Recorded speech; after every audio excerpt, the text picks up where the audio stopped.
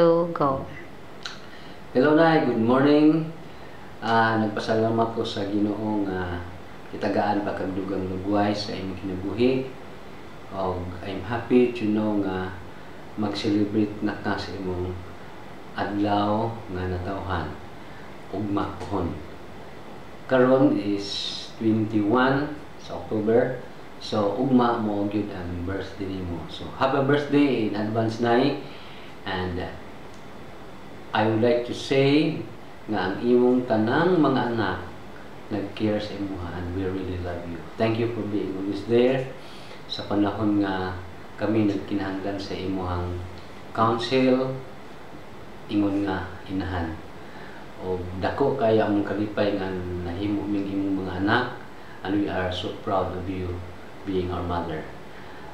Siguro, sorry lang nga wala ko makauli diha kay tungod sa trabaho unya ang akong working permit nakuha pa lang nako atong pizza 15 mo nga alanganin na gid uli kay sa 25 hon mo resume na ko ang among klase.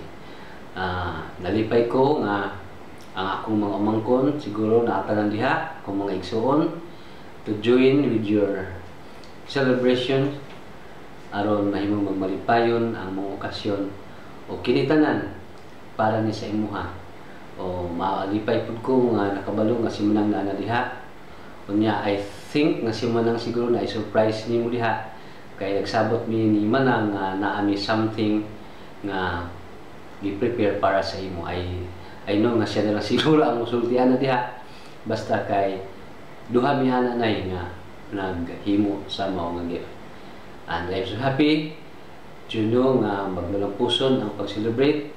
And this is your moment. Take it and be happy, Nay. God bless and I love you.